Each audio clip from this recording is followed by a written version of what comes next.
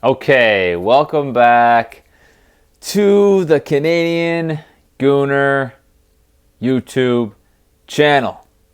Arsenal 2, Luton 0, and my energy right now is a really good reflection of that match.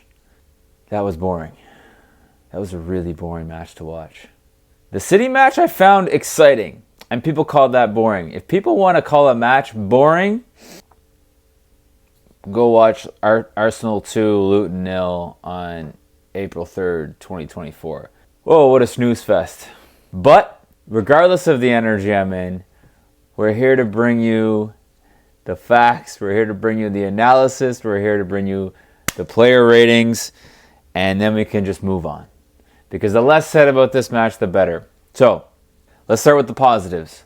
We win. We get the 3 points. That's the most important thing.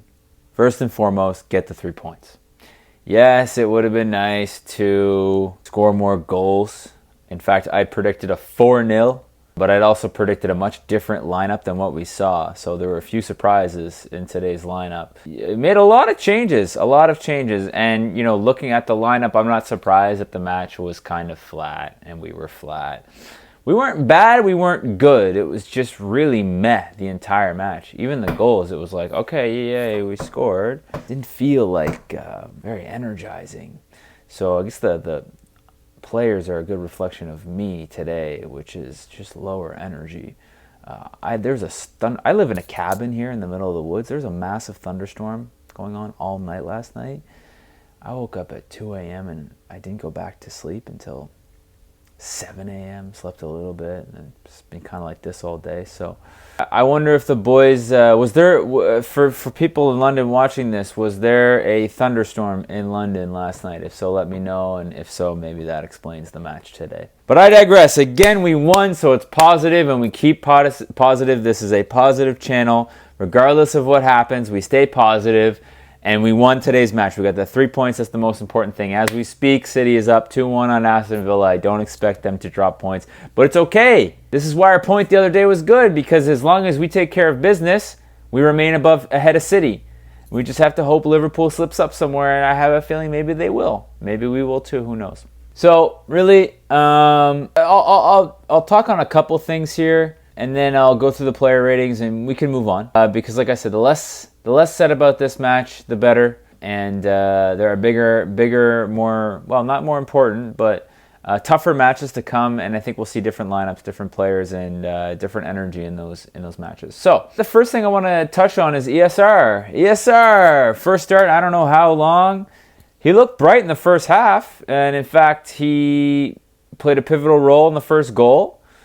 Great press, great tackle. I thought he was lively in the first half. I thought he had a couple good ball carries. I thought he had a couple good runs in behind. In fact, he was involved in both goals. He got the assist for the second one. I don't know if you get an assist for an own goal, but if you do, he got the assist. It was a nice dart in behind on the left side of the box. Trossard, I believe, found him with a little slide rule pass, and he found Nelson. And for the first goal, He won the ball back, got it to Odegaard to Havertz, little touch back to Odegaard, great finish actually, kind of sliced across the ball, and the ball spun kind of outwardly into that bottom left corner away from the keeper. Good hit. I thought Raya was quite poor. He didn't have much to do, in terms of making saves, collecting balls. He had a couple ball collections maybe, but he wasn't threatened. But I thought his distribution was terrible. I thought it was horrible. He went long a lot, and he was very, very, very inaccurate when he went long. Very inaccurate. And it's kind of a continuation of the City match where he was inaccurate in quite a bit of that match as well, with his long balls especially. So, hopefully cuts that out soon, because it's an important part of the way we play is that distribution from the back. And he's an important part of that. So, what else? I mean, hey, good first half. We got 2 goals. I was thinking, what was it? I have a note here in the 41st or 42nd minute. I wrote a note here going, another goal for us before half would be nice. I do feel very confident. And then my next note is goal. The Hale Enders. ESR with a darting run down the left side of the box. Trossard finds him, and ESR to Reese, boom, tapping. Well, it turned out Reese didn't actually get it, and I thought this was a pretty telling match in terms of Reese specifically. ESR to a certain extent, I think he might have something to offer us between now and the end of the season. There was some sparks, especially in the first half. Second half, he really died off. I think he earned himself maybe another look in at some point. If we need a impact sub at some point. But it was very clear to me today that Reese and Kedio, when he came on, their time is up. Their time is up. And I think ESR's time will be up in the summer as well, unless something big happens between now and the end of the summer. But especially for some of the fees that are being reported for some of these guys, $30 million for Reese, I think I heard. 35 for Eddie, 45 for ESR. What's that? Total of 65, 110 million. $110 million. If we can get $110 million for those three players, please, where do I sign? I love them. And you know, along life's journey, just like Arsenal's journey, you need to let people fall to the wayside sometimes as you grow, as you ascend, and that's what we're doing. And we need to they've been great servants. We love them with all our heart, and let's allow them to go have a career where they play more, where they're a more important part of a squad, another team, etc. It's a win-win for everyone. So let's get rid of them. I love them, but let's get rid of them. Okay, I thought Partey looked good. Thomas Partey came in, first start in quite a while since he come back from injury. I thought he played well against City, and I thought today he was solid. Had some good moments on the ball. Almost had a goal actually, and just solid. I'm excited to watch him continue to ramp up his fitness and play that double pivot with Rice, because he does offer a little bit more than Jorginho in terms of physicality. I think he gets about the pitch more. And I think he can beat a man more so than Jorginho can. And he has a arguably similar range of passing than as Jorginho does. I'm tired, guys. But I'm here. I'm here for you. I'm here for the channel. We show up anyway. It doesn't matter. I'm here for my subscribers. I love you guys. We're building this channel up. I had a vision earlier, 300,000 subscribers, 300K. We're getting to that number, and then who knows from there? I'll manifest another 500,000 subscribers from there. So, but yeah, this is part of it. We show up, we take the actions that need to be taken in order to build this stuff up. Okay, let's move on now. That's it. We don't need to say too much more about the match. And move on to my player ratings. I have some ratings here and some notes. And then everyone can go off and have a wonderful evening, including myself. I'm going to get some fantastic sleep tonight. I'm happy. We're content. We got the victory. We can see what happens with Man City. I think they're going to win. It's fine. I think Liverpool will win tomorrow. That's fine. All we can focus on is ourselves. And hopefully if we just focus on ourselves, then good things will happen. Okay. All right. So let's start with David Raya in goal. I gave him a 4. I thought he was really poor on the ball. Didn't have much to do. Really, really, really poor on the ball. I'll go Zinny. Okay, Zinny. He actually had a good game defensively, a good match defensively for Zinny. He had some nice defensive headers. Got in the way a few times in the box, cleared the ball. And I thought he was okay on the ball, but too many giveaways and too many risks. And sometimes he's just a little too nonchalant, especially in dangerous areas. And so I gave him a 6. Gabriel, I gave him a 7. I was debating giving him an 8. He was solid. And I think he's actually been our best, most consistent performer this season. But I think we're going to give him a 7 just because he didn't have a whole lot to do. And maybe sometimes I do wonder if... they're so good, Saliba and Gabriel, especially in these types of matches where it seems like they don't have a lot to do. But that's just because they do their job so well. But I'll give him a 7. Saliba, same, 7, solid. And I thought he had some moments of really good composure on the ball. He spun away from attackers a couple times where he looked like he might be in trouble on the ball and just took a touch, just took an extra second. He has that little bit of hesitation, doesn't he? That little bit of just that extra calmness, extra composure that's just allows him to wait an extra second and then just pull it away. When you think, don't go there, he doesn't. He just waits, lets the guy run by, and makes a move around him. Okay, White. I gave Ben White a 6, not because he really did anything, mostly just because he was absolutely knackered, and I respect him for running until the end. He was running to the ground. I was calling for Arteta to take him off. I don't know why we didn't take him off. I get Zinni maybe didn't have 90 minutes in him, so fair. We take Zinni off for Tomiyasu, but I think we could have brought Kivior on at left back and put Tommy at right back, and just we were up to nothing. Luton wasn't going to score in the last 20 minutes of that match, and Tomiyasu and Kivior, I'm totally comfortable with closing that match out. So I don't know why we didn't take him off, but hey, cool. The Arteta has the facts, the analysis, the physios, all the data on that, so we trust. And we do have Tommy, who looked fit today, actually, so maybe he can give him a rest next match. Especially away from home. I think we're playing Brighton away from home, so maybe Tommy gets the start there. Okay, Party, like I said, solid, didn't make any mistakes, looked decent, positive cameo or positive match for him. And who played alongside him in the midfield? ESR. First half, I thought he was a 7.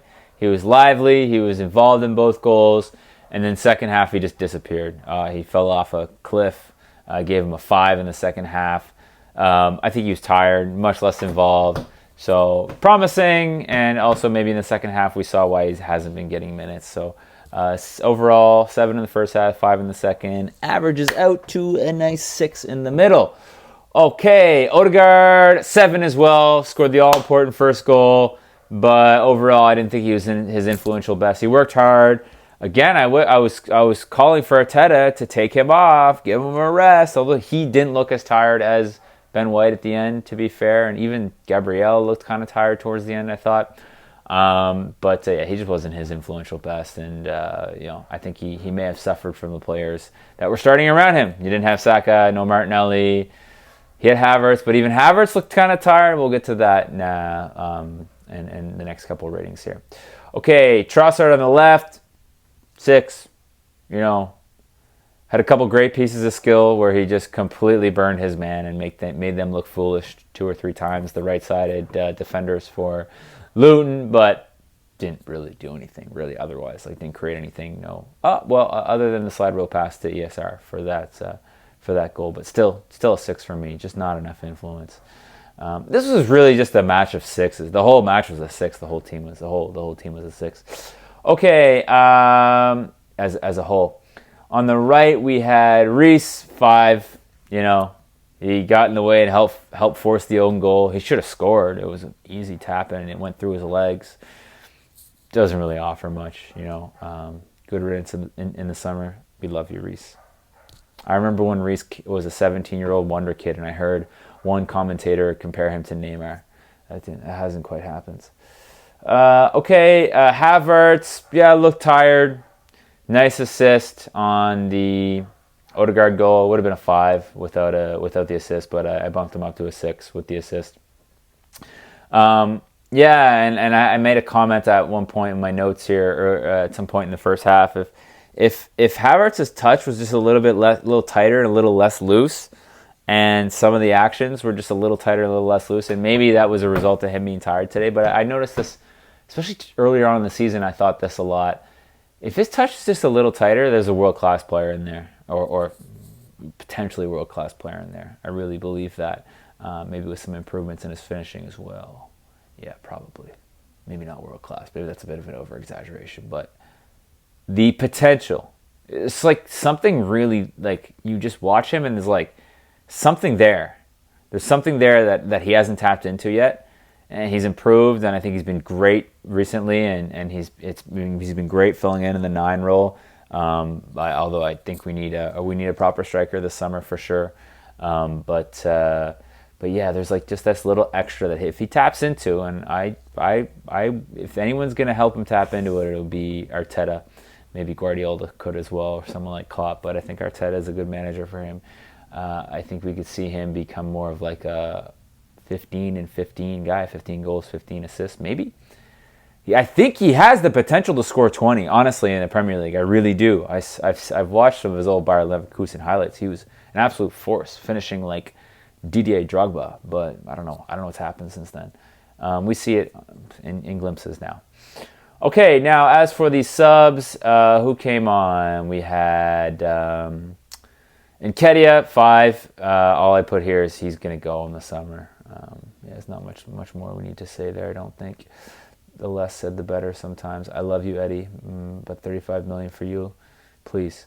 Tommy looked quick, looked fit, gave him a 6. Promising. Rice, 6. Didn't have to do much. Didn't make a mistake. Didn't really impact the game. Got in the way once or twice, I noticed, and was decent. Was fine on the ball. Martinelli, 5. Good to get minutes in his legs, but kind of struggled to really do anything, make much of an impact on the match. So, and I didn't write Arteta down here, but we could do that on the spot here. Let's feel into that. Arteta gets a 6. I think the whole squad as a whole, it's a 6. Arteta, it'll be interesting to hear what the deal is with Saka. I at first was surprised at the amount of changes in the starting lineup. Thought maybe we'd see 1 or 2 less changes. In fact, my lineup, there were, maybe like 2 less changes. But hey, we got the 2 points. We can't complain about that. Would have been nice to get 3, get 4, get 5, but maybe just with everyone's fitness right now, everyone coming back, it just felt like a really weird game, didn't it, guys? It felt like a really weird match. It really did. And maybe just because I feel weird today, but the match itself just felt weird. And so I'm just happy to get the 3 points, take the +2 goal differential. Hope Liverpool doesn't beat Sheffield 11-0 tomorrow. Hope Man City don't beat Aston Villa 7-1. It was 2-1 when I started this video, so in about the 50-something minutes. So, guys, thank you for joining. I love you guys. Like and subscribe, share, turn on the notifications. We'll be getting a preview of the Brighton match on Saturday, I believe it is. Saturday? Yeah, Saturday.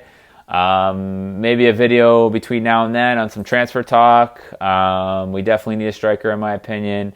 There's some links around Kimmich today, Kimmich. Interesting. Would be an interesting buy, I think. And maybe a winger, and a defender. Anyway, we can talk about that in a future video. I am going to take a break, guys. I love you guys. Please like, please subscribe. I will see you on the next one. Peace out.